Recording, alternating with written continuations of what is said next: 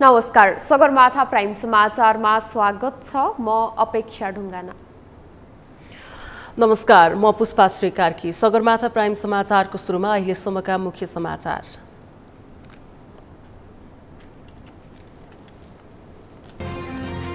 गठबन्धनको सरकार भएकाले चाहे अनुसार काम गर्न नसकेको प्रधानमन्त्री देउवाको भनाई। श्रमिकहरूको हक अधिकार पूर्ण रूपमा कार्यान्वयन गराउने प्रतिबद्धता।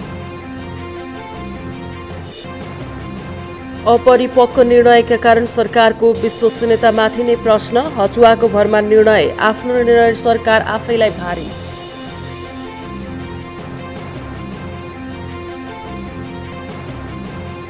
समयमै कृषकहरूलाई मल उपलब्ध गराउन सरकारलाई सभामुखको रुलिङ। खेतीको समय भएको भन्दै यथाशीघ्र मल व्यवस्थापन गर्न आग्रह।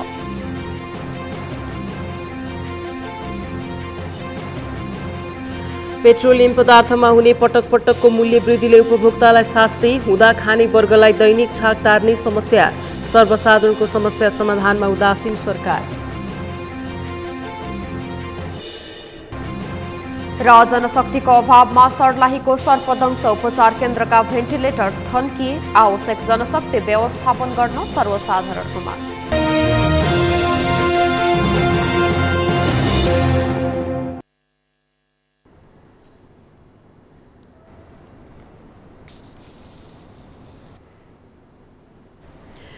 सगरमाथा प्राइम समाचार अब विस्तारमा। प्रधानमन्त्री एवं नेपाली कांग्रेसका सभापति शेरबहादुर देउवाले सरकार कांग्रेसको एकलौटी नभएकाले चाहे अनुसार धेरै काम गर्न सक्ने अवस्था नरहेको बताउनु भएको छ। प्रधानमन्त्री देउवाले कांग्रेसको एकलौटी सरकार नभएकाले नेपाल ट्रेड युनियन कांग्रेसले धेरै माग दाबी गर्न नमिल्ने पनि बताउनुभयो। आइतबारबाट काठमाडौँमा सुरु भएको ट्रेड युनियनको राष्ट्रिय सम्मेलनमा उहाँले श्रमिकहरूको हक अधिकारको सुरक्षा र उनीहरूको लागि आवश्यक सुविधा उपलब्ध गराउन सरकार दृढ संकल्पित रहेको समेत बताउनुभयो। प्रधानमन्त्री देउवाले नेपालको संविधान र कानूनले श्रमिकहरूको हक अधिकारलाई सुनिश्चित गरेको उल्लेख गर्दै त्यसलाई पूर्ण रूपमा कार्यान्वयन गराउन पनि सरकार प्रतिबद्ध रहेको बताउनुभयो। पछिल्लो समय रुस युक्रेन युद्धका कारण श्रम बजार प्रभावित भइरहेको उल्लेख गर्दै उहाँले यस्तो अवस्थामा श्रमिकहरूको समस्या समाधानका लागि सम्बन्धित सबै पक्षले ध्यान दिन जरुरी रहेको बताउनुभयो। श्रम ऐन 2074 र योगदानमा आधारित सामाजिक सुरक्षा ऐन 2074 जुन उद्देश्यका लागि हामीले ल्यायौँ त्यसलाई प्रभावकारी ढङ्गले कार्यान्वयन गर्दै औपचारिक अनौपचारिक दुवै क्षेत्रमा कार्यरत श्रमिकहरूबाट यसबाट अपेक्षाकृत लाभ पुर्याउन हामी सबै एकजुट भई कार्य गर्न आवश्यक छ। यस सन्दर्भमा आगामी आर्थिक वर्षको बजेटमा निजी तथा अनौपचारिक क्षेत्र र वैदेशिक रोजगारीमा रहेका नागरिकलाई सामाजिक सुरक्षा कोषबाट सञ्चालित सामाजिक सुरक्षा योजनाहरूमा क्रमशः आबद्ध गर्दै लैजाने अवस्था समेटिएको छ। प्रधानमन्त्री देउवाले विपन्न अनौपचारिक क्षेत्रमा कार्यरत मजदुरहरूको हितका लागि सरकारले योगदानमा आधारित सामाजिक सुरक्षा कार्यक्रम ल्याएको स्मरण गराउनुभयो। उहाँले श्रम ऐन 2074 र योगदानमा आधारित सामाजिक सुरक्षा ऐन 2074 पूर्ण रूपमा कार्यान्वयन गर्ने प्रतिबद्धता पनि जनाउनुभयो। यस्तै सरकारले सामाजिक सुरक्षा कोषबाट सबैभन्दा बढी श्रमिकहरूलाई नै लाभान्वित हुने विश्वास लिएको प्रधानमन्त्री देउवाले बताउनुभयो।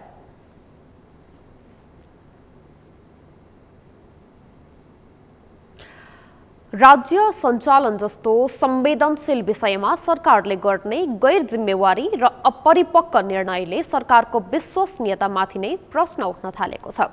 सरकारले कुनै योजना र नीति बिना नै सत्ता स्वार्थका लागि हचुवाको भरमा निर्णय गर्दा त्यसले सरकारको विश्वसनीयतामाथि प्रश्न उठ्ने गरेको छ।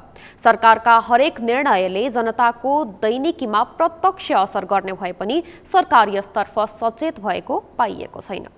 सरकारले सातामा 2 दिन बिदादेखि सवारी साधनमा इम्बोस्ड नम्बर प्लेट जडान अनिवार्य गर्ने, गभर्नरलाई निलम्बन गर्ने र मन्त्री हेरफेरसम्मको विषयलाई निर्णय गर्दै पछि फर्कदा सरकारको विश्वसनीयतामाथि प्रश्न उठ्ने गरेको छ। अमृत ढकालको रिपोर्ट। सरकारले गर्ने निर्णयले आम मानिसलाई प्रत्यक्ष प्रभाव पार्छ। त्यसैले सरकारले निर्णय गर्दा दीर्घकालसम्मका लागि विचार पुर्याएर गर्नुपर्ने हो। तर सरकार निर्णय गर्दै फिर्ता लिँदै गर्दा आम मानिसमा सरकारको विश्वसनीयतामाथि नै प्रश्न उठ्ने गरेको छ। राज्य सञ्चालन जस्तो संवेदनशील र जिम्मेवार विषयमा सरकारका गैर जिम्मेवार र अपरिपक्व निर्णयका कारण सरकारी निर्णयको आम मानिसले विश्वास गर्न छोडेका छन्। इन्धनको खपत घटाउने भन्दै सरकारले जेठ 1 गतेदेखि सातामा 2 दिन सार्वजनिक बिदा दिने निर्णय गरेको थियो। तर सातामा 2 दिन बिदा दिने निर्णय व्यावहारिक नभएको भन्दै सरकारले असार 1 गतेदेखि पुनः सातामा 1 दिन मात्रै बिदा दिने निर्णय गरेको छ। हाल परीक्षणको रूपमा लागू गरिएको 1 हप्तामा 2 दिन सार्वजनिक बिदा दिने सम्बन्धी निर्णय 2079 असार 1 देखि लागू हुने गरी खारेज गर्ने। यो बिदा चाहिँ नि हामीले परीक्षणको रूपमा लागू गरेका थियौँ र खास गरेर शिक्षा, स्वास्थ्य लगायत कतिपय क्षेत्रमा तत्काललाई व्यावहारिक नदेखिएका कारणले यो निर्णयलाई फिर्ता लिएको छ। एकातिर सरकारले इन्धनको भाउ घटाउन सकेको छैन, अर्कातिर व्यवसायीले इन्धनको भाउ देखाउँदै बजारमा चरम मूल्य वृद्धि गरेका छन्। पेट्रोलियम पदार्थको खपत घटाउन सुन्दर यातायात प्रणालीले 500 वटा विद्युतीय सार्वजनिक गाडी सञ्चालन गर्ने नीति सरकार समक्ष पेश गरेको छ। तर हचुवाको भरमा निर्णय गर्ने सरकारले इन्धनको विकल्पमा हेरिएको विद्युतीय सवारी साधनलाई प्रोत्साहन गर्ने भन्दा पनि विद्युतीय सवारी साधनमा करको दायरा बढाउँदै व्यवसायीलाई निरुत्साहित गरेको छ। नीतिमा एउटा र व्यवहारमा अर्को निर्णय गर्ने सरकारको नीतिप्रति आम जनता रुष्ट बनेका छन्। सरकारको यस्तै अपरिपक्व र गैर जिम्मेवारी निर्णयका कारण जनता र व्यवसायीलाई सरकारको कुन निर्णयलाई विश्वास गर्ने भन्ने विषयमै अन्यल सिर्जना भएको छ। आइतबार सार्वजनिक बिदा दिएर इन्धनीय पदार्थहरू सञ्चालनमा कमी गरेर देशलाई के टेवा पुग्छ भनेर हलुक्क निर्णय गरेर आए उहाँहरू। यो हलुक्क निर्णयको प्रतिफल भन्नुपर्छ 1 महिना नभइकन फेरि यो निर्णय फिर्ता लियो नेपाल सरकारले। हामीले यो निर्णय फिर्ता लिने त्यो गर्नुभन्दा पनि नेपाल सरकारले हामीले पटक पटक के भनेका छौँ भने तपाईँहरूले विद्युतीय सवारी साधन सार्वजनिक पब्लिक भेहिकल चलाउने एउटा वातावरण बनाइदिनुहोस्। हामी गाडी चलाउन आज पनि राजी छौँ, भोलि पनि राजी छौँ। तपाईँहरूको 1 रुपियाँ पैसा नेपालबाट अहिले विदेशिँदैन। हामी त्यो पनि 8 वर्षको एमएमआई तिरेर गाडी नेपाल ल्याएर चलाउँछौँ, 500 युनिट चलाउँछौँ। तपाईँहरूले न्यूनतम एउटा चार्जिङ स्टेसन राख्ने ठाउँ र पार्किङ एउटा व्यवस्था गरिदिनुहोस्, हामी चलाउँछौँ भनेर नेपाल सरकारलाई पटक पटक भनेको छौँ। नेपाल सरकार आफै निर्णय गर्छ, आफै ब्याक हुन्छ, आफै निर्णय गर्छ, आफै ब्याक हुन्छ। साउन 1 गतेदेखि सबै सवारी साधनमा इम्बोस्ड नम्बर प्लेट जडान अनिवार्य गर्ने सरकारको निर्णय 1 महिना पनि टिकेन। यस्तै नेपाल राष्ट्र बैंकका गभर्नर महाप्रसाद अधिकारीलाई निलम्बन गर्ने निर्णयदेखि मन्त्री हेरफेरसम्मको सरकारका निर्णय 1 महिना पनि टिक्न सकेका छैनन्। सरकारका यस्तै अपरिपक्व र गैर जिम्मेवार निर्णयका कारण जनताको दैनिकी प्रभावित बनेको छ भने प्रतिपक्षलाई राजनीतिक मसला बनेको छ। जाँगर भएका भिजन नभएका मान्छेहरूको हातमा राज्य छ। अहिले सिंगै राज्य, यो गठबन्धनको सरकार भनेको भिजन नभएको, राष्ट्रको निम्ति के गर्ने, जनताको निम्ति के गर्ने, विकासको निम्ति के गर्ने भिजन नभएको, तर आफ्नो निम्ति यो गरौँ त्यो गरौँ भन्दा चाहिँ अलिअलि जाँगर देखाउने खालको हो। त्यसले गर्दा जब जसको भिजन हुँदैन त्यसले चाहिँ आज गरेको निर्णय भोलि के हुन्छ भन्ने कुरो सोच्न सक्दैन। त्यसकै परिणाम हो कि 1 महिना पहिले निर्णय गर्ने, अहिले त्यसलाई खारिज गर्ने। राज्य सञ्चालनको जिम्मेवारी वहन गर्दै आएको सरकार जनताप्रति जिम्मेवार हुनुपर्छ। सरकारका हरेक निर्णयले आम सर्वसाधारणको जीवनमा प्रत्यक्ष असर गर्ने भएकाले सरकारका निर्णयहरू जनता मैत्री हुनुपर्छ। त्यसैले आम मानिसको विश्वास जित्न पनि सरकारले दीर्घकालीन निर्णय लिन आवश्यक छ। सगरमाथा टेलिभिजनका लागि क्यामेरामा सन्तोष छेत्री र नरेन्द्र महताराको सहयोगमा अमृत रकाल, काठमाडौँ। सरकारले गरेका निर्णय महिना दिन नबित्दै फिर्ता हुन थालेका छन्। दीर्घकालीन निर्णय गरिनुपर्ने भए पनि हचुवाका भरमा निर्णय गरिँदा निर्णय त फिर्ता भएका छन् नै, त्यसले सरकारको विश्वसनीयता समेत गुमेको छ। यसै सन्दर्भमा आज हामीले सगरमाथा जनबोलीमा सर्वसाधारणलाई सोधेका थियौं, आफैले गरेको निर्णयबाट पछि हट्ने सरकारको कार्यशैलीलाई के भन्नुहुन्छ। हेरौं उनीहरूको आवाज उनीहरूकै शैलीमा।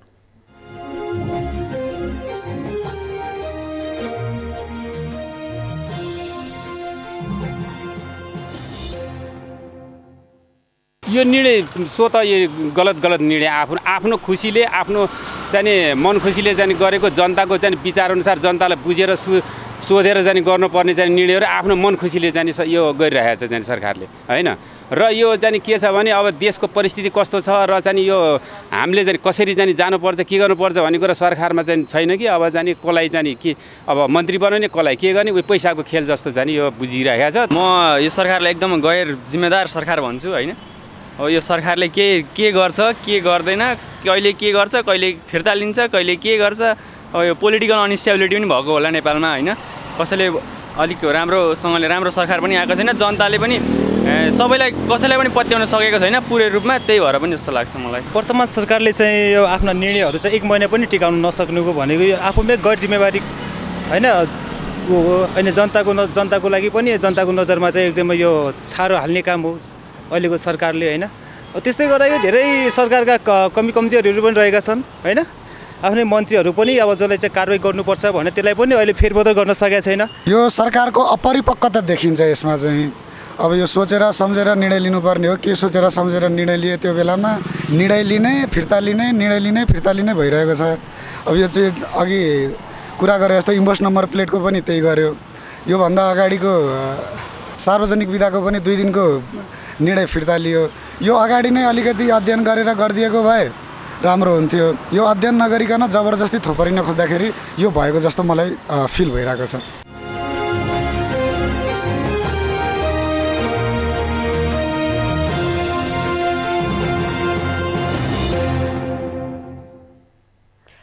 राजनैतिक दलहरूभित्र व्यक्ति विशेषलाई लिएर शक्ति सङ्घर्ष हुन थालेको छ। पार्टीभित्र को शक्तिशाली भन्ने विषयले सबैजसो पार्टीमा प्रवेश पाएको छ। यसले दलमा आबद्ध नेतृत्वहरूबीच टक्राउको स्थिति त सिर्जना गरेको छ नै, त्यसमा पनि दलहरूभित्रै आन्तरिक किचलो थपिएको छ, जसले राष्ट्रिय हितका काम कारवाहीमा समेत समस्या देखिएको छ। नरेन्द्र महताराको रिपोर्ट। झट्ट हेर्दा राजनीतिक दलभित्र देखिने विवाद सम्बन्धित पार्टीभित्रको सरोकारको विषय भएको भान हुन्छ। तर यही विवादले देश र जनताका महत्त्वपूर्ण मुद्दाहरू प्रभावित हुँदै आएका छन्। अहिले देशका प्रमुख पार्टीहरूभित्र देखिएको विवाद यसकै उपज हो। पार्टीभित्र देखिएका यस्ता विवाद प्रायजसो बाहिर सार्वजनिक नभए पनि यसले अप्रत्यक्ष रूपमा देशको प्रशासनदेखि राजनीतिक वृत्तमा प्रभाव पारिरहेको छ। यस्तै पार्टीभित्रको आन्तरिक किचलो आजको समस्या भने होइन। कुनै न कुनै बहानामा राजनीतिक दलका नेताहरू आन्तरिक विवादमा लिप्त हुने गरेका छन्। केही दिन अघि मात्रै चर्चामा आएको नेकपा एकीकृत समाजवादी पार्टीभित्रको विवाद अहिले सतहमा नै पुगेको छ। पार्टीले सरकारमा सहभागी बहालवाला मन्त्रीहरूलाई फिर्ता बोलाएर नयाँ मन्त्रीको नाम प्रधानमन्त्री समक्ष बुझाएपछि पार्टीभित्रको आन्तरिक विवाद सतहमा आएको हो। तर नेकपा यसले भने पार्टीभित्रको आन्तरिक विवादलाई अन्य दलले गठबन्धन भत्काउन गरेको चालबाजीका रूपमा लिएको छ। यो गठबन्धन कसरी भत्कियोस्, आपसी अविश्वास कसरी बढोस् भनेर अनेक खालका प्रयत्नहरू पनि भएका होला। तर त्यसको पछाडि हामी लाग्न हुँदैन। हामी इमान्दारिताका साथ चल्छौँ, तर कमजोरी भएका छन् भने त्यसको आलोचना पनि गर्छौँ। हामीलाई एक्ल्याउन खोजेको छ भने त्यसको पनि आलोचना गर्छौँ। आफ्नो अडानमा दृढताका साथ उभिन्छौँ। हामी अडानमा नउभिने, अरूले हामीलाई पेर्यो भनेर रुने, यस्तो काम गर्न हुँदैन। यस्तै नेकपा एमाले भित्रको आन्तरिक विवाद पनि रोचक देखिएको छ। नेता घनश्याम भुसालले पार्टीको अनुशासन विपरीत सार्वजनिक रूपमा अभिव्यक्ति दिएको भन्दै नेता भुसाललाई पार्टीको अनुशासन आयोगले कारबाहीका लागि सिफारिस गरेको छ। भुसालमाथिको कारबाहीलाई लिएर पार्टीभित्र दोहोरो बहस नै सुरु भएको छ। एकपक्षीय नेताहरू यसलाई पार्टीको नियम अनुसार नै कारबाही सिफारिस भएको टिप्पणी गरिरहेका छन् भने अर्का पक्षीय नेताहरू यसलाई गलत भएको संज्ञा दिइरहेका छन्। सत्तारूढ दल नेपाली काङ्ग्रेसभित्र पनि आन्तरिक विवाद देखिएको छ। पार्टीभित्र गठबन्धनको विषयलाई लिएर विगतदेखि नै आन्तरिक किचलो देखिँदै आएको छ। पार्टीभित्रको एक समूह गठबन्धनलाई आगामी निर्वाचनसम्मै लैजानुपर्ने पक्षमा छ भने अर्को थरी गठबन्धन बिना नै निर्वाचन लड्नुपर्ने अडानमा छ। प्रायजसो सबै दलभित्र आन्तरिक विवाद भए पनि ती विवादहरूलाई व्यवस्थापन गर्दै अघि बढ्नुपर्ने बाध्यता आफूहरूसँग रहेको दलका नेताहरूले बताएका छन्। मानव इतिहासको विकासकालदेखि करिब 5000 वर्ष यताको इतिहासदेखि अहिलेसम्म भनेको चाहिँ एकदम अब सबै एक भएको, सबै कहीँ विवाद नभएको, कहीँ केही नभएको भन्ने हुँदैन। त्यसमध्येमा पनि हाम्रो देशको दलीय व्यवस्था भएको ठाउँमा दल बीचको अन्तर्विरोध र दलभित्रको चाहिँ होइन विचारको अन्तर्विरोध र अब व्यक्तिगत टकरावको अन्तर्विरोधहरू छन्, नभएको होइन। त ती सबलाई व्यवस्थित गरेर अगाडि बढाउन चाहिँ हाम्रो प्रयास रहन्छ। यस्तै जनता समाजवादी पार्टीमा पनि आन्तरिक विवाद देखिने गरेको छ। यसले पार्टीभित्रको काम कारबाहीमा असर गरेसँगै त्यसले जनताका सवालहरू ओझेलमा पर्ने गरेका छन्। 5 दलीय गठबन्धनलाई आगामी प्रदेश र सङ्घीय निर्वाचनसम्म लैजानुपर्ने गठबन्धनका शीर्ष नेताहरूको भनाइ छ। तर पार्टीभित्रको आन्तरिक मामलाका कारण गठबन्धनको भविष्य नै समाप्त हुने त होइन भन्ने राजनीतिक वृत्तमा विश्लेषण हुन थालेको छ। यस किसिमका राजनीतिक दलका नेताहरूको पछिल्लो व्यवहारले लोकतन्त्रमाथि नै प्रहार गरिरहेको राजनीतिक विश्लेषकहरूको आरोप छ। सार्वभौम सत्ता सम्पन्न जनताले त स्थायित्वको पक्षमा, वामपन्थको पक्षमा 2/3 मत दिएका हुन्। त्यसबाट दाहिने देब्रे गर्ने हो भने त फेरि जनतालाई सोध्न जानुपर्छ। मनपरी पार्टी फुटाएर, अब पार्टी फुटाउनको वैधानिक नियम भनेको चाहिँ संविधान अनुसार पनि 40% थियो, झारेर 20 मा ल्याए। अनि माकुनेलाई पार्टी फुट्ने एउटा सहज वातावरण बनाइदिए। सर्वोच्चको प्रधान न्यायाधीशलाई पनि निलम्बनमा लगेर राखिदिए। आफ्ना अनुकूलका साइदुवाहरूलाई त्यहाँ न्यायाधीश बनाए र ढलिमली गर्न थाले। अब यो न विधिको शासन, न लोकतन्त्र, न जनता, न देश, न केही नै छैन त यहाँ त। दलभित्रको आन्तरिक विवादका कारण जनताका हजारौं समस्याहरू समाधान हुन सकेका छैनन्। पार्टीभित्रको विवादले देश नै अस्थिरतातर्फ जान सक्ने राजनीतिक विश्लेषकहरूको ठहर छ। यसतर्फ पनि राजनीतिक दलहरूले बेलैमा सोच्नुपर्ने आवश्यकता देखिएको छ।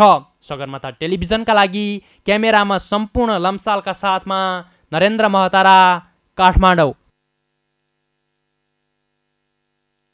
सभामुख अग्निप्रसाद सापकोटाले कृषकहरूलाई मल उपलब्ध गराउन सरकारको ध्यानकर्षण गराउनु भएको छ।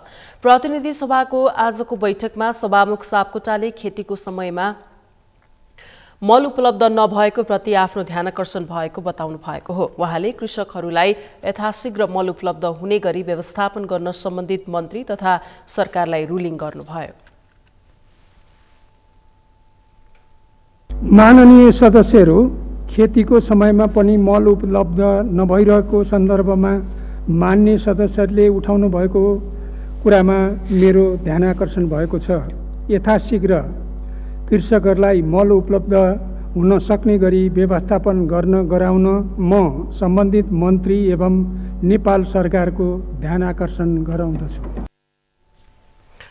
प्रतिनिधि सभा बैठकको शून्य समयमा बोल्ने सांसदहरूले खेतीको समयमा पनि मलको अभाव भएको भन्दै मलको व्यवस्थापन गराउन सरकारसँग माग गरेका थिए।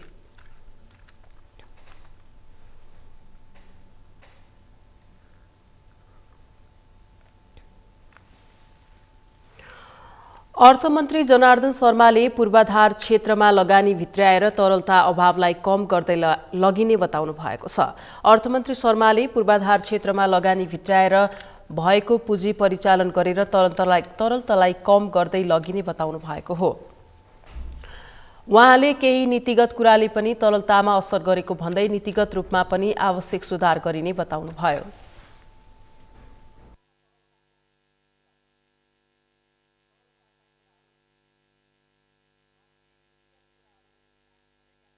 यहाँहरूलाई थाहा छ, म अहिले त्यसको व्याख्या गर्न चाहन्न। तिनलाई हामी अबको आउने मोनिटरी पोलिसीले सुधार गर्नुपर्नेछ।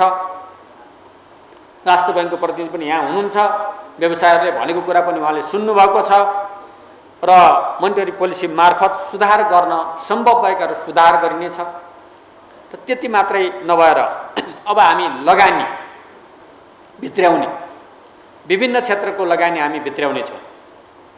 पूर्वाधार क्षेत्रमा हामी लगानी भित्र्याउनेछौँ। त्यो लगानी भित्र्याउने र हामीसँग भएको पुँजीको परिचालन गर्ने कुराबाट तरलतालाई न्यून गर्दै जान सकिन्छ भन्ने कुरा म यहाँ राख्न चाहन्छु।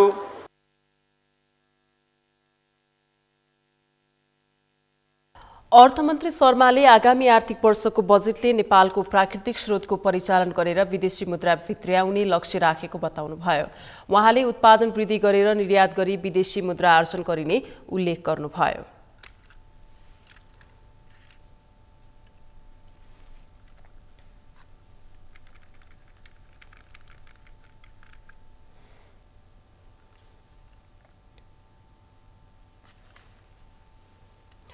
संस्कृति पर्यटन तथा नागरिक उड्डयन मन्त्री प्रेमबहादुर आलेले निजगढ अन्तर्राष्ट्रिय विमानस्थल बन्छ भनेर नउफ्रिन मन्त्रीहरूलाई चेतावनी दिनुभएको छ।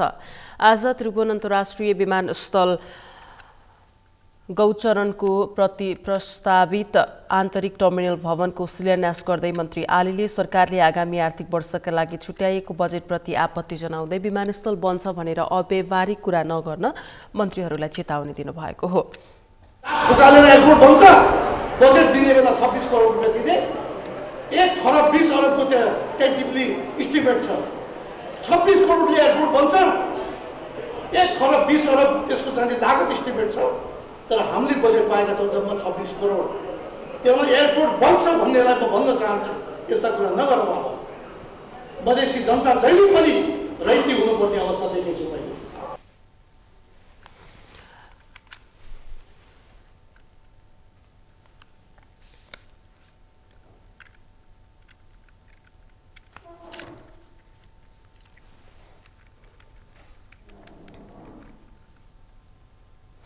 सगरमाथा प्राइम समाचारमा अब पालो विश्रामको। विश्रामपछि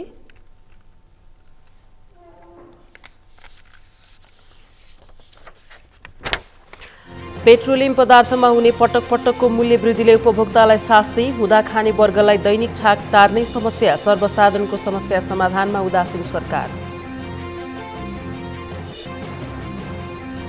जनशक्तिको अभावमा सर्लाहीको सर्पदंश उपचार केन्द्रका भेन्टिलेटर थन्किए, आवश्यक जनशक्ति व्यवस्थापन गर्न सर्वसाधारणको माग।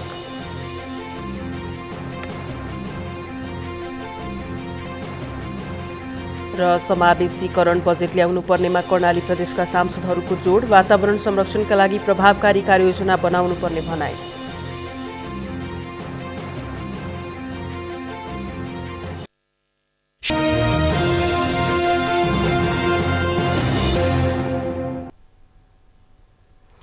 विश्रामपछि सगरमाथा प्राइम समाचारमा स्वागत छ। अब बाँकी समाचार। प्रतिनिधि सभाको शून्य समयमा बोल्दै सांसदहरूले विभिन्न विषयमा सरकारको ध्यानकर्षण गराएका छन्।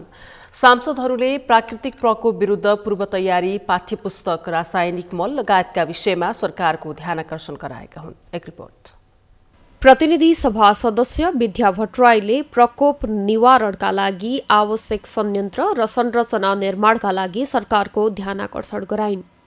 आइतबार प्रतिनिधि सभा बैठकको शून्य समयमा बोल्दै प्रतिनिधि सभा सदस्य भट्टराईले सरकारलाई प्रकोप निराकरण र व्यवस्थित पुनर्निर्माणका लागि आवश्यक संयन्त्र र संरचना निर्माणका लागि सरकारको ध्यानकर्षण गराएकी हुन्।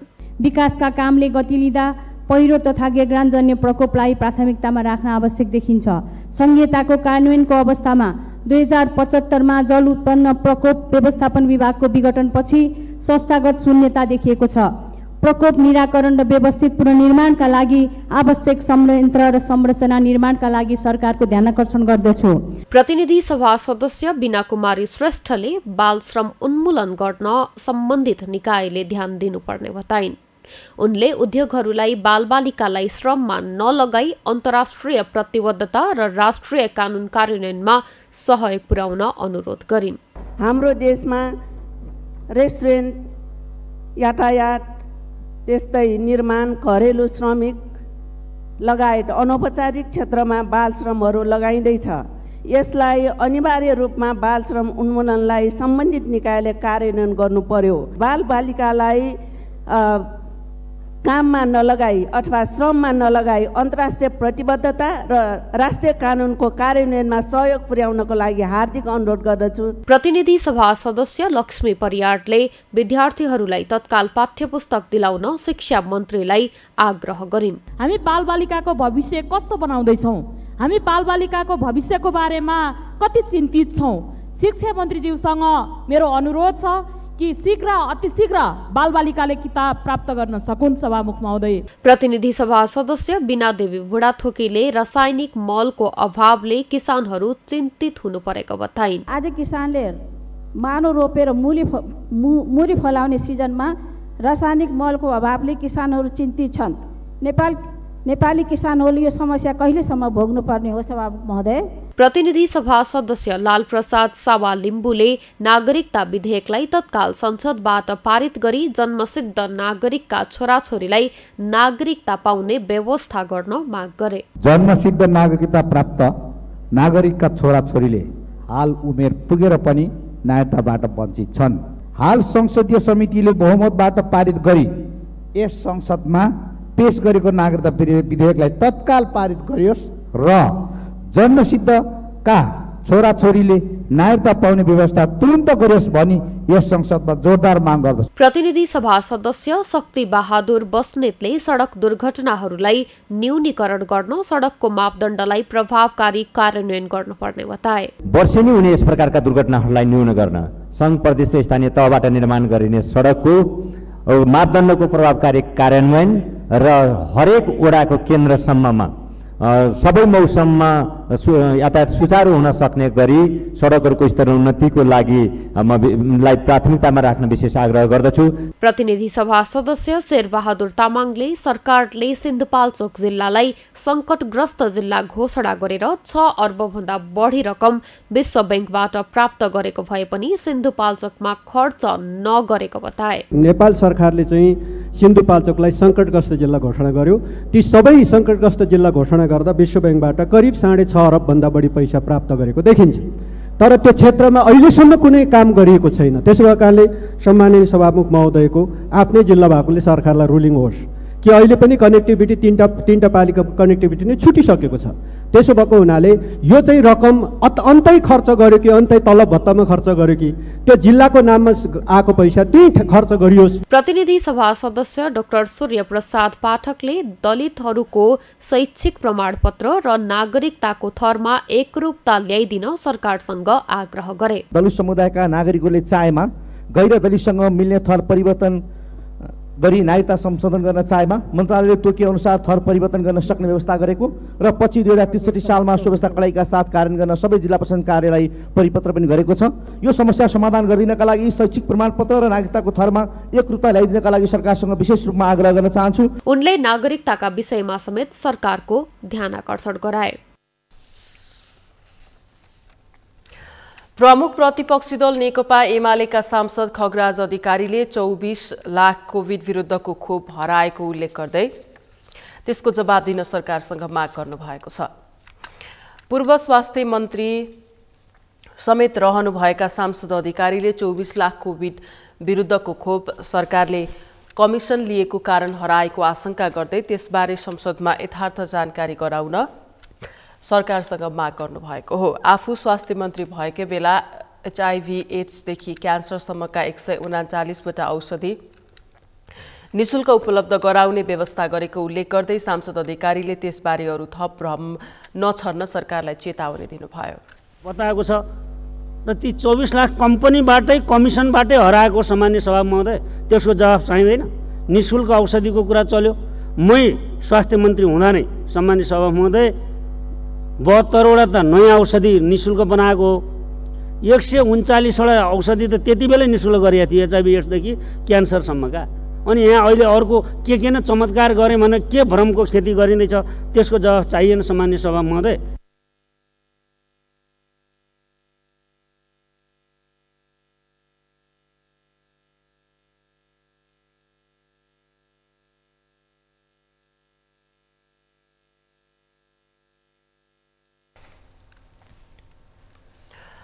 स्थानीय तहको निर्वाचन अघिदेखि थुप्रिएको काठमाडौँ उपत्यकाको फोहोर अहिले उठाउन थालिएको छ। फोहोर फाल्न सिसडोल पुगेको गाडीलाई स्थानीयले अवरोध गरेपछि काठमाडौँ महानगरपालिकाका स्थानीय जनप्रतिनिधि बीच बिहिबार राति भएको वार्तामा उपत्यकाको फोहोर व्यवस्थापनमा सहमति जुटेको छ। तर काठमाडौँ महानगरको फोहोर कहिलेसम्ममा उठ्ला र फोहोर व्यवस्थापनको दीर्घकालीन समाधान होला त भन्ने शंका स्थानीय नागरिकमा कायम रहेको छ। अभिषेक सुनारको रिपोर्ट। स्थानीय तहको निर्वाचन अघिदेखि थुप्रिएको काठमाडौँ उपत्यकाको फोहोर अहिले उठाउन थालिएको छ। काठमाडौँ महानगरपालिकाका नवनिर्वाचित मेयर बालेन्द्र शाहले निर्वाचित भएको हप्ता दिन नबित्दै बन्चरे डाँडाका स्थानीयसँग फोहोर व्यवस्थापनका लागि द्विपक्षीय सम्झौता गरेका थिए। तर त्यो सम्झौता 24 घण्टा पनि टिक्न सकेन। अघिल्लो दिन फोहोर फाल्न दिने सहमति गरेका स्थानीयले त्यसको भोलिपल्ट फोहोरको गाडी जान नदिएपछि फोहोर बोकेको गाडी फर्किएको थियो। त्यस पश्चात काठमाडौँ महानगरपालिका र बन्चडे डाँडाका जनप्रतिनिधिबीच बिहिबार राति 1 बजेसम्म भएको वार्तामा उपत्यकाको फोहोर व्यवस्थापनमा सहमति जुटेको थियो। त्यससँगै अहिले काठमाडौँको फोहोर उठाउन थालिएको छ। तर फोहोर व्यवस्थापनको दीर्घकालीन समाधान कहिलेसम्म हुने भन्ने चिन्ता सर्वसाधारणमा देखिएको छ। फोहोर उठ्ने क्रम जारी रहे पनि फोहोर व्यवस्थापनमा भएको ढिलाइप्रति स्थानीयले गुनासो गरेका छन्। यहाँको फोहोर नउठ्नुको कारणहरू केही होइन, फोहोरमा राजनीति हुन्छ। पहिलो नम्बरमा जुन चाहिँ व्यक्ति, जुन पार्टीको जुन व्यक्ति महानगरमा प्रमुख बन्छ त्यसलाई असफल गराउने माध्यम भनेको फोहोर हुन्छ। यहाँ अरूले विरोध गर्ने। अहिलेको परिवेशमा इन्डिपेन्डेन्ट स्वतन्त्र एउटा सामाजिक कार्य गर्छु भन्ने हिसाबले बालेन्स आउनु भएको छ। अहिले सबै यो फोहोर गर्ने जति एकजुट भएर फेरि त्यहाँ ह्याम्पर गर्न थालेका छन्। सामान्य थिङ्किङ गर्ने हो भने नि, सोच्ने हो भने शिक्षण संस्थाको अगाडिपट्टि फोहोर डम्पिङ गर्न मिल्छ कि मिल्दैन होला। यसमा मात्रै होइन, त्यहाँ अगाडि हेरौँ, वीर हस्पिटलमा हेरौँ, त्यस पछाडि गएर सरस्वती क्याम्पसतिर हेरौँ, पर गएर आज म उसको चाबहिलको त्यो उसमा के अरे पशुपति क्याम्पस अगाडि फोहोर थुपार दिएका छन्। फोहोर व्यवस्थापनमा महानगर जुटेको भन्दै अब यसको दीर्घकालीन रूपमै व्यवस्थापन गर्नुपर्ने स्थानीयको माग छ। फोहोर व्यवस्थापनका लागि समिति नै बनाएर लाग्ने हो भने दीर्घकालीन रूपमा व्यवस्थापन गर्न सकिने उनीहरूको भनाइ छ। यसलाई चाहिँ अब अलिकति ध्यान दिनुपर्ने, सरकारले पनि त्यति ध्यान दिएको छैन होइन। अब हाम्रो चाहिँ काठमाडौँको मेयर साहबले अलिकति पहल गरिराख्नु भएको छ। अब यसलाई कसरी चाहिँ अब उठाउने, व्यवस्थापन गर्ने त्यो कुरामा अब अघि बढ्नु पर्ला भन्ने खालको अब एउटा विचार होइन। यो दीर्घकालीन रूपमै यसलाई सोचेर उठाउनुपर्छ। यहाँ फोहोर फाल्न नदिने कुनै यहाँ वरिपरिका मान्छेको समिति एउटा राखेर बनाएर चाहिँ यसलाई व्यवस्थापन गर्न सकिन्छ।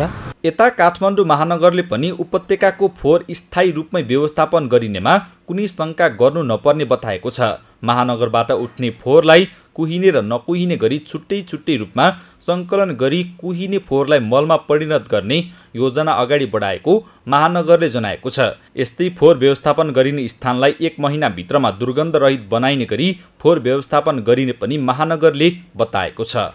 महानगरपालिकाले सिसडोल पहिलाको ल्यान्डफिल साइटमा चाहिँ व्यवस्थापन गर्दैछ। 1 महिनाभित्र त्यहाँको दुर्गन्धरहित हुन्छ भनेर हामीले काम अगाडि बढाइरहेका छौँ। त्यहाँनिर केमिकल नभएर जैविक केमिकल भनौँ, जैविक केमिकल प्रयोग गर्दैछौँ, जसले चाहिँ वातावरणमा कुनै पनि असर पार्दैन। त्यहाँबाट बगेको लिचेटलाई ट्रिटमेन्ट गरेर मात्रै हामी त्यहाँ सफा पानी मात्रै खोलामा जाने गरी त्यसको बनाउँदैछौँ।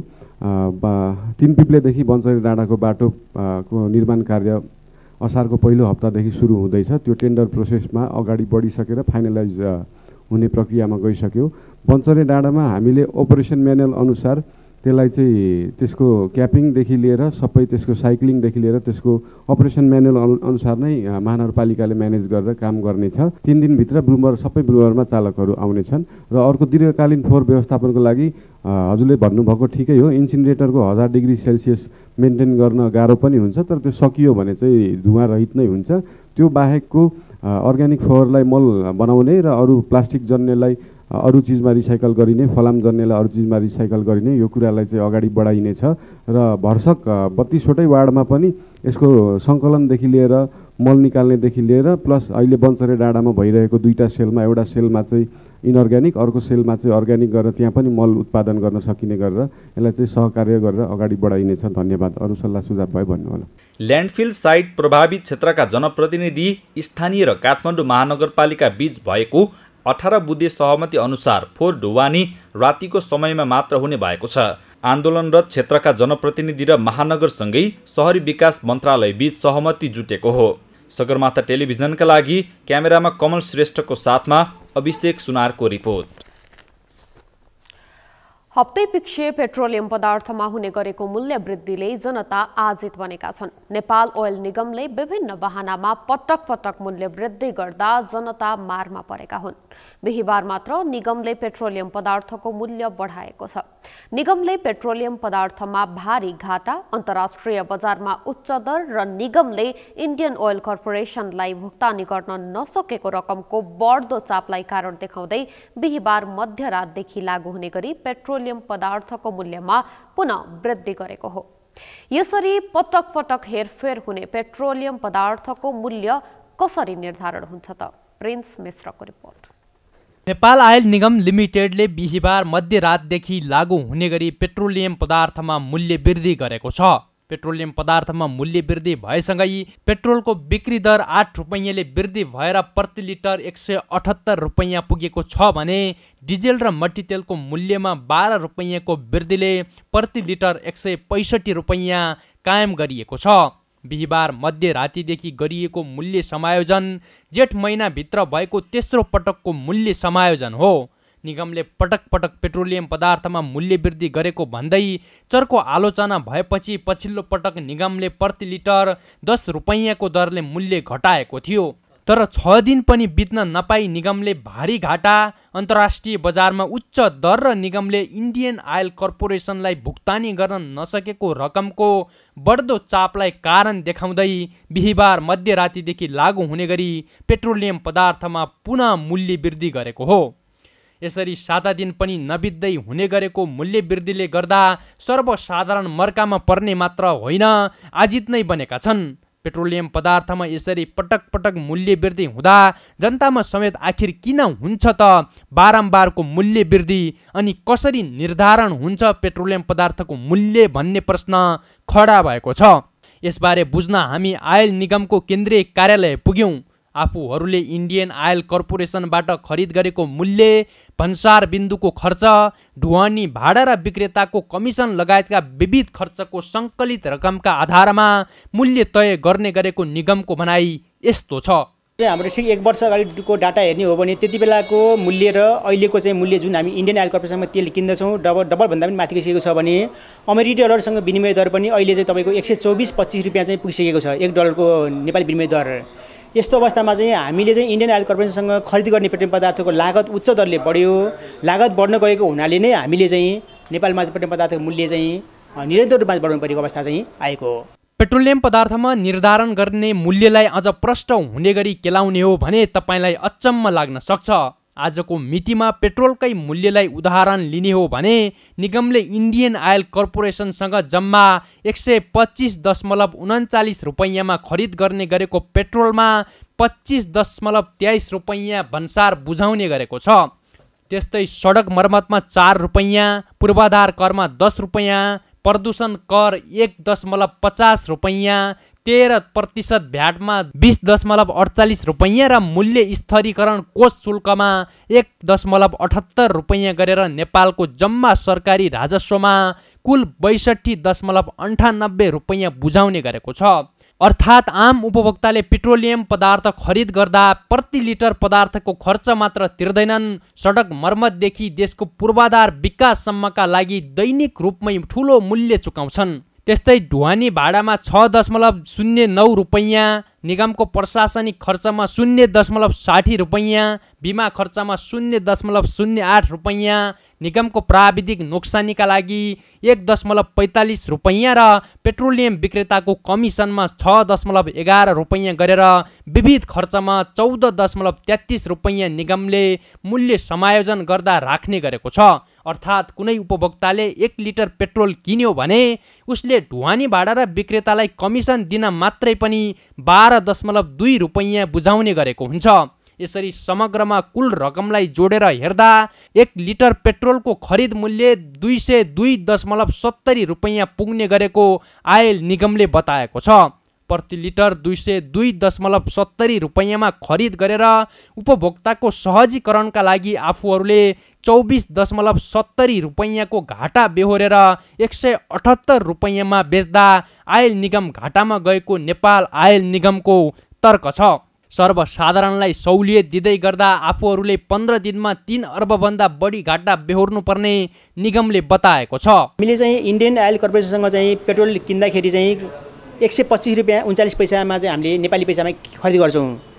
त्यसलाई चाहिँ भन्सार बिन्दुमा आइसकेपछि हामी चाहिँ 62 रुपियाँ 98 पैसा चाहिँ हामी चाहिँ नेपाल सरकारले राजस्व चाहिँ दाखिला गर्छौँ। राज्य सङ्कलन गर्दछौँ। त्यसपछि हाम्रो चाहिँ ढुवानीबाट विक्रेता कमिसन र नेपाल आइल निगमको प्रशासनिक खर्च समेत गर्दाखेरि हामी चाहिँ जोड्दाखेरि हाम्रो चाहिँ कुल लागत पेट्रोलमा 202 रुपियाँ हुन आउँछ भने 178 रुपियाँ मूल्य कायम गऱ्यौँ। यसको आधारमा चाहिँ 24 रुपियाँ हामीले चाहिँ प्रति लिटरमा नोक्सानी भएको चाहिँ छ। यसरी एक उपभोक्ताले खरिद गर्ने गरेको पेट्रोलियम पदार्थको मूल्य निर्धारण हुँदा भन्सारदेखि विक्रेता कमिसनसम्मले ठूलो भूमिका खेल्ने गरेको छ। अन्तर्राष्ट्रिय डलर रेट घटबड हुँदा वा सरकारी स्तरबाटै आर्थिक चाप व्यवस्थापन गर्न लिइने निर्णयका कारण समेत बेला बेलामा पेट्रोलियम पदार्थको मूल्य वृद्धि हुने गरेको छ। सगरमाथा टेलिभिजनका लागि क्यामेरामा सन्तोष अङ्कितका साथमा प्रिन्स मिश्रको रिपोर्ट। समाचारमा पालो भएको छ विश्रामको। विश्रामपछि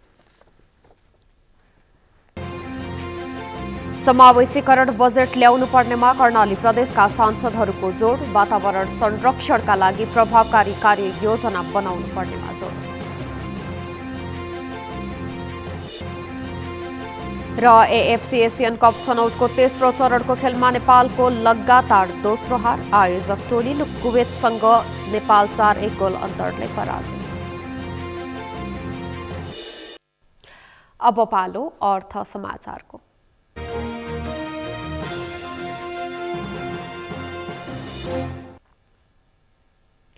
कर्णाली प्रदेश सांसदहरूले आगामी आर्थिक वर्षको बजेटमा जलवायु परिवर्तनलाई ध्यानमा राख्दै समावेशीकरण बजेट ल्याउनु पर्नेमा जोड दिएका छन्। आगामी वर्षको बजेटमा जलवायु परिवर्तन, लैङ्गिक समानता र अपाङ्ग मैत्री बजेट ल्याउनु पर्नेमा प्रदेश सांसदहरूले जोड दिएका हुन्। एक रिपोर्ट। आइतबार कर्णाली प्रदेशको सामाजिक विकास समितिले आयोजना गरेको लैङ्गिक समानता, अपाङ्गता र सामाजिक समावेशीकरण बजेट विश्लेषण सम्बन्धी कार्यक्रममा प्रदेश सांसदहरूले आगामी वर्षको बजेटमा जलवायु परिवर्तन, लैङ्गिक समानता र अपाङ्ग मैत्री बजेट ल्याउनु पर्नेमा जोड दिएका छन्। जलवायु जन्य तथा वातावरण संरक्षणका लागि प्रभावकारी कार्ययोजनासँगै आवश्यक बजेट विनियोजन गर्न सके जलवायु जन्य विपदबाट निम्तिने जोखिम कम हुने उनीहरूको भनाइ छ। प्रदेश सांसदहरूले जलवायु जन्य विपदबाट पुग्ने मानवीय तथा भौतिक क्षति कम गराउन प्रभावमा आधारित पूर्व सूचना प्रणाली जडान गरी सबै प्रकारका विपदको पूर्व सूचना दिएर सबै प्रकारका क्षति कम गर्नेतर्फ पहल गर्नुपर्ने धारणा राखेका छन्। सोही कार्यक्रममा सामाजिक विकास समितिका अध्यक्ष देवी ओलीले लैङ्गिक समावेशीकरण र जलवायु परिवर्तनमा जनप्रतिनिधिहरूको चासो र चिन्ता बढेको प्रति खुसी प्रकट गरिन्। उनले जलवायु परिवर्तन र समावेशीकरणका क्षेत्रमा बजेट बढ्ने भनेकाले काम गर्नलाई उत्साह थपिएको पनि बताइन्। अध्यक्ष ओलीले विकासमा प्रदेश सरकार आत्तिएको र हतारिएको जस्तो भएको देखिएको समेत बताइन्। कर्णालीले आज लैङ्गिक समावेशीकरण र जलवायु परिवर्तनको विषयमा यहाँका नागरिकहरूको चासो चिन्ता छ र जनप्रतिनिधिहरूको पनि त्यो खालको एउटा प्रतिबद्धता सहित कामहरू पनि भएका छन् भन्ने कुरा छ। जो लैङ्गिक उत्तरदायी बजेटदेखि लिएर त्यो बजेट विश्लेषण गरेको कुरामा प्रवृत्ति हेर्दाखेरि बढ्दो छ भन्नुभएको छ। यसले हामीलाई झन् उत्साह थपेको छ। त्यसकारण हामीले यो सन्देशलाई पुर्याउनुपर्छ। विशेष गरेर यहाँ उपस्थित हुनुभएका सम्पूर्ण पत्रकारज्यूहरूलाई कर्णालीको हकमा जुन ढङ्गले कर्णालीको जनजीविकादेखि लिएर कर्णालीको अवस्थालाई हरेक सूचकाङ्कबाट हामी पछि परेको तथ्याङ्कबाट विश्लेषण गर्छौँ। त्योबाट हामी अब परिवर्तन भएर हामीले पनि केही प्रगति हासिल गरेका छौँ। यस्तै कर्णाली प्रदेशकी उपसभामुख पुष्पा घरती विष्टले जलवायु परिवर्तनसँग सम्बन्धित विषय जटिल बन्दै गइरहेको बताइन्। उनले गाउँका खोला नालामा पानीको मात्रा घट्दै गएको र कतिपयमा पानी नै उठाउन छोडेको अवस्था सिर्जना भएको बताइन्। सगरमाथा प्राइम समाचारको अन्त्यमा मुख्य समाचार फेरि एकपटक। गठबन्धनको सरकार भएकाले चाहे अनुसार काम गर्न नसकेको प्रधानमन्त्री देउवाको भनाई। श्रमिकहरूको हक अधिकार पूर्ण रूपमा कार्यान्वयन गराउने प्रतिबद्धता। अपरिपक्व निर्णयका कारण सरकारको विश्वसनीयतामाथि नै प्रश्न। हचुवाको भरमा निर्णय, आफ्नो निर्णय सरकार आफैलाई भारी।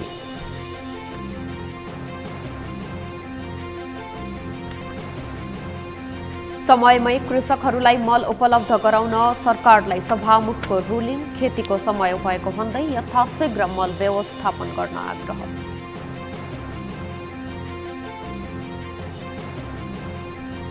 पेट्रोलियम पदार्थमा हुने पटक पटकको मूल्य वृद्धिले उपभोक्तालाई शास्ति, हुँदा खाने वर्गलाई दैनिक छाक टार्ने समस्या, सर्वसाधारणको समस्या समाधानमा उदासीन सरकार।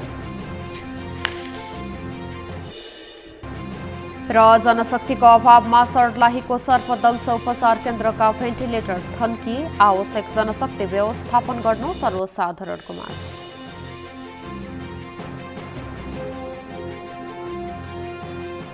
समाचार बुलेटिनका साथै सगरमाथा टेलिभिजनका सम्पूर्ण कार्यक्रम www.sagarmatha.tv मा पनि पढ्न र हेर्न सक्नुहुनेछ। साथै युट्युबमा youtube.com/sagarmatha.tv नेपालमा हेर्न सक्नुहुनेछ। तपाईँ हामीलाई फेसबुकमा पनि facebook.com/stv नेपालमा फलो गर्न सक्नुहुनेछ। समाचारको शिखर, नेपालको गौरव, नेपालको पहिलो न्युज च्यानल सगरमाथा टेलिभिजन हेर्दै गर्नुहोला। नमस्कार।